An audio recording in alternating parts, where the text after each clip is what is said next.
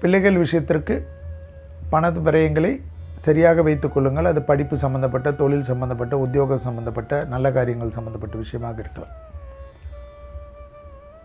உடற்பயிற்சியை மறந்து விடாதீர்கள். வாக்கியபடியும் சனி பயிற்சி வந்து விட்டதென்றால் உடற்பயிற்சி தான் மிக முக்கியம்.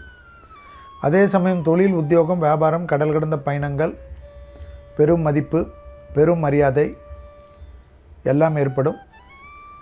படிப்படியாக மன அழுத்தம் தீர்வதற்குண்டான வழிமுறைகளை கற்றுக்கொள்வீர்கள். அதனால் நீங்களும் நன்றாக இருப்பீர்கள், உங்கள் குடும்பத்தினரும் நன்றாக இருப்பார்கள். ஒரு விஷயத்தில் தீர்க்கமாக இருப்பீர்கள். கடனிலிருந்து மொத்தமாக வெளியில் வர வேண்டும், கடன் இல்லாத வாழ்க்கை வாழ வேண்டும் என்று. இந்த கடனால் பலவிதமான பாதிப்புகளை கடந்த காலத்தில் அனுபவித்திருக்கக்கூடிய மேஷராசிக்காரர்கள் கண்டிப்பாக அதில் தீர்க்கமாக இருப்பார்கள்.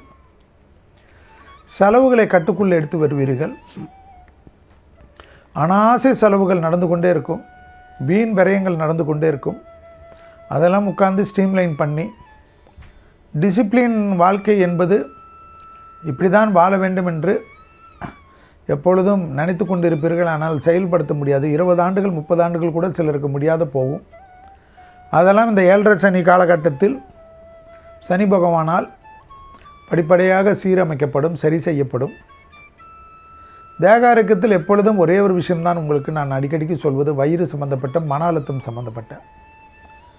வயிறை சரி செய்து விட்டாலே மன அழுத்தம் போய்விடும் என்பதை ஞாபகத்தில் வைத்துக் கொள்ளுங்கள்.